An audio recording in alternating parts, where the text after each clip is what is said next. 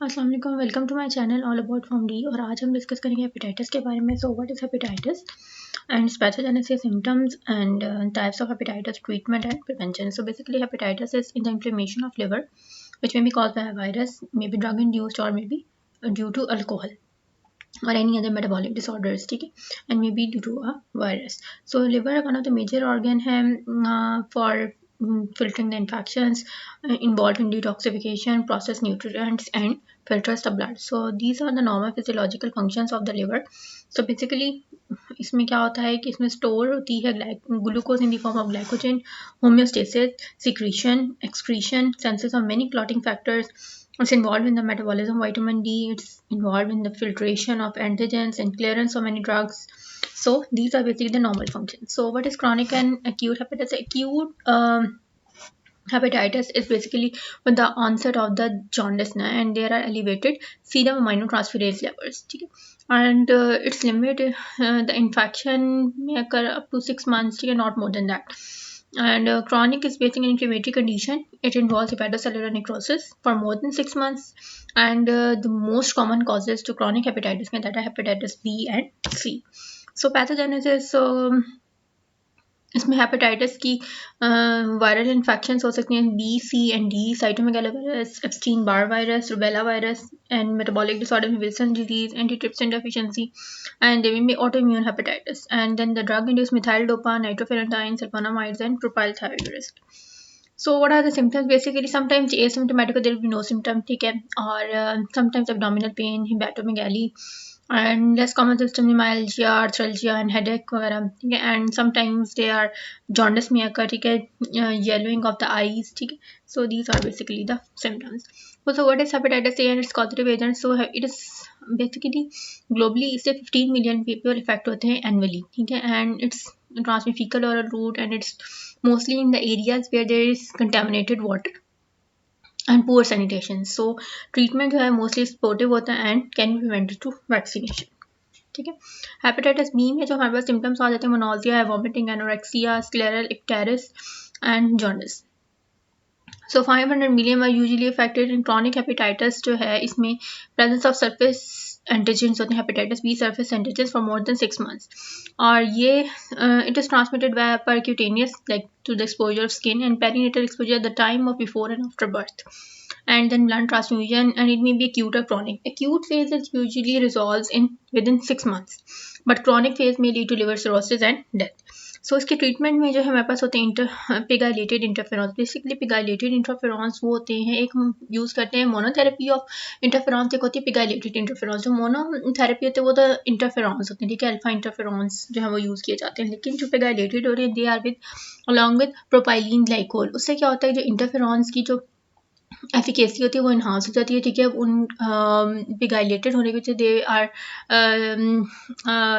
There is no enzymatic degradation of the interferons. So उनकी half life enhance हो जाती है, और इसके अलावा उनका जो होता है मतलब एफिकेसी जो होती है वो ज़्यादा हो जाती है, ठीक है. सो ये यूज़ करते हैं. इसके अलावा इसमें है कुछ प्रोफाइलेक्टिक स्ट्रैटेजीज वगैरह भी यूज़ की जाती हैं, ठीक है, to prevent the reinfection of hepatitis B. So next is hepatitis C. So it is also transmitted through percutaneous and perinatal exposure, ठीक है, ब्लड ट्रांसफ्यूजन, और इसकी भी एक्यूट और क्रॉनिक फेज होती है, और इसमें लिवर सिरोसिस एंड acute जो chronic phase है that may lead to death and liver cirrhosis. So acute infection को usually monotherapy जो है वो interferon based monotherapy से treat करते हैं, and then chronic infection with ribavirin and pegylated interferons. उसके बाद आ जाता है hepatitis D, that is a small RNA virus, और ये भी जो percutaneous exposure है. इसके chronic infection को treat करने के लिए हम interferons वगैरह यूज़ करते हैं, और इसके अलावा pegylated interferons जो है वो हम यूज़ कर सकते हैं, and may be in combination with antivirals or may not. So इसके बाद आ जाता है हमारे पास हेपेटाइटिस ई. इसमें जो है फीकल ओरल रूट और कंटेमिनेटेड वाटर मेन कॉज है इसके स्प्रेड का. इसके अलावा जो है इसमें जो है मैटरनल मोर्टेलिटी रेट जो है वो बहुत ज़्यादा है, सो इट्स वेरी सिग्निफिकेंट, ठीक है. और रिबाविरिन जो है वो कुछ केसेस में यूज़ की जाती है. इसके बाद आते हैं इसके फार्माकोलॉजिकल ट्रीटमेंट पे. इसमें हमारे पास जो है हेपेटाइटिस ए में हमारे पास 2 वैक्सीन अवेलेबल है, हैर्विक्स एंड वेक्टर, ठीक है. तो ये इसका स्केड्यूल है, ये इसके डोज वॉल्यूम्स हैं, ये एज ग्रुप्स हैं कि इस एज ग्रुप्स में कितने यूनिट्स जो है वो वैक्सीन के रिकमेंडेड है, ठीक है. उसके बाद आते हैं हेपेटाइटिस बी. इसमें जो है हम वैक्सीनेशन, ठीक है, ये कॉम्बिवैक्स एंड एंजिरेक्स, ये हमारे पास वैक्सीन हैं, ठीक है, जो हम डिफरेंट एज ग्रुप्स के अकॉर्डिंग हमने डोज एडजस्टमेंट्स इनकी की हुई है। इसके बाद आते हैं हमारे पास कन्वेंशनल इंटरफेरॉन थेरेपी, ठीक है, और इसमें अल्फा इंटरफेरॉन्स यूज किए जाते हैं, ठीक है, पिगाइलेटेड इंटरफेरॉन्स भी हम यूज़ करते हैं, इसके अलावा लेमिविडीन, एंटीकैवर, टेलविविडीन और टेनोफोविर वगैरह। इसमें यह है कि ये जो है अल्फा इंटरफेरॉन्स जो है वो क्रॉनिक हेपेटाइटिस के ट्रीटमेंट में यूज़ किए जाते हैं हाईली सेलेक्टिव पेशेंट्स के अंदर, और इसके अलावा पिगाइलेटेड इंटरफेरॉन्स जो हैं वो यूज़ किए जाते हैं इन पेशेंट्स विद हेपेटाइटिस बी, ठीक है, एंड इनकी जो है वो एफिकेसी ऑब्वियसली मैंने पहले बताया कि pegylated from within propylene glycols along with propylene glycol, इनकी एफिकेसी जो होती है वो इन्हांस हो जाती है, they have increased half life, ठीक है, एंजाइमेटिक डिग्रेडेशन नहीं होती, तो इस वजह से इनका जो है वो एफिकेसी ज़्यादा हो जाती है, ठीक है। तो उसके बाद आ जाता है लेमिविडीन वगैरह भी यूज़ की जाती है, टिकैबर वगैरह यूज़ की जाती है, टेलविविडीन, ठीक है, और टेनोफोविर वगैरह यूज़ की जाती है क्रॉनिक ट्रीटमेंट वगैरह में हेपेटाइटिस बी के यूज़ की जाती है।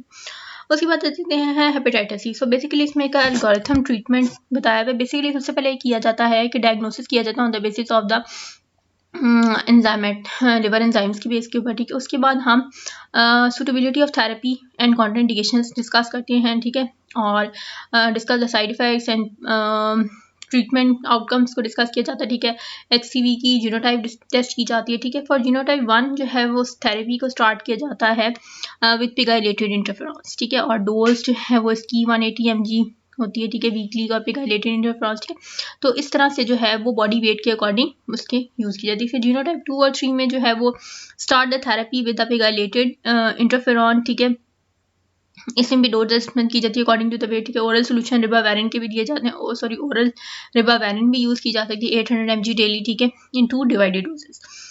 और बाकी ऑल पेशेंट इसके अलावा जो है वो ये डिफरेंट जीनोटाइप्स है जिनमें हमने डोज एडजस्टमेंट्स की हैं, ठीक है। तो इसके बाद क्या है कि हम क्या करते हैं, ये एक एल्गोरिथम एक सीक्वेंस वाइज हम ट्रीटमेंट है इसका जो हम फॉलो करते हैं, ठीक है, usually in case of hepatitis C, ठीक है। तो इसमें ये होता है कि after therapy aminotransferase levels 2 to 6 को जो है वो हम मॉनिटर करते हैं या एक्सेस करते हैं, असेस किया जाता है कि जो एंजाइम लेवल्स हैं वो उनके लेवल्स जो हैं वो मेंटेन हुए हैं या नहीं, ठीक है। और रिपीट किया जाता है HCV RNA टेस्टिंग को 6 months आफ्टर स्टॉपिंग, ठीक है। तो मतलब री इन्फेक्शन वगैरह को चेक भी किया जाता है, ठीक है। तो ये होगी हेपेटाइटिस सी की। Then comes the hepatitis D. इसमें हमारे पास जो गोल ऑफ ट्रीटमेंट है दैट इज के हेपेटाइटिस डी को अलॉन्ग विद हेपेटाइटिस बी दोनों को इरेडिकेट करना, ठीक है। So it is eradicated when hepatitis D virus RNA and hepatitis D virus antigen in liver becomes persistently undetectable, ठीक है। जब सीरम में अवेलेबल ना हो तो it means it has been gone. So pegylated interferons के साथ जो है वो थेरेपी जो थी that is successful. Supportive treatment दिया जाता है for treating hepatitis D infection, और close monitoring of the liver failure is done. इस केस में रिलैप्स बहुत कम है, मतलब री इन्फेक्शन होना is very common. So what is the best treatment? So liver transplant for end stage liver disease, ठीक है, आफ्टर हेपेटाइटिस डी इन्फेक्शन, ठीक है जी। तो उसके बाद आ जाता है हेपेटाइटिस ई, सॉरी यहाँ पर हेपेटाइटिस ई आना था। जो हेपेटाइटिस ई है ना, a vaccine to prevent hepatitis E virus infection has been developed and is licensed in China but is not yet available elsewhere. तो ये मैंने इस लिंक से जो है ये देखा था। तो बेसिकली हेपेटाइटिस ई की वैक्सीन जो है वो है, it has been developed but it's not available else, ठीक है, चाइना के, it's only licensed in China. So sorry यहाँ पर जो है वो हेपेटाइटिस ई आना था, so I will correct it. So इसके बाद आती है प्रिवेंशन। सो प्रिवेंशन कैसे हम, how to prevent, how we can prevent, prevention कौन सी मेजर्स हैं जिससे हम प्रिवेंट कर सकते हैं from hepatitis. So first of all that is wash your hands with soap every time, ठीक है। So not that it's corona virus, so you know the use of sanitizers and washing hands is a routine habit na for all of us. So properly cooked food must be taken, ठीक है जी। properly cooked food you can avoid contaminated water, always use the boiled water for drinking purpose, ठीक है। eat fruits and vegetables after properly washing with clean water, get a vaccine for hepatitis if traveling to an endemic area, ठीक है। so vaccine is must you have to get a vaccine if you are traveling to any of the area where hepatitis is very common. Okay, so don't share personal use things like razors, manicure kits, towels and toothbrushes. ये personal use के things को exchange नहीं करना चाहिए. And always use sterilized syringes for blood transfusion or any kind of blood test. So these all are the preventive measures which we can take to prevent ourselves from hepatitis. So thank you so much for listening to the lecture, and if you want to discuss any other topic, you can tell me in the comments, and do not forget to like, subscribe and share my channel.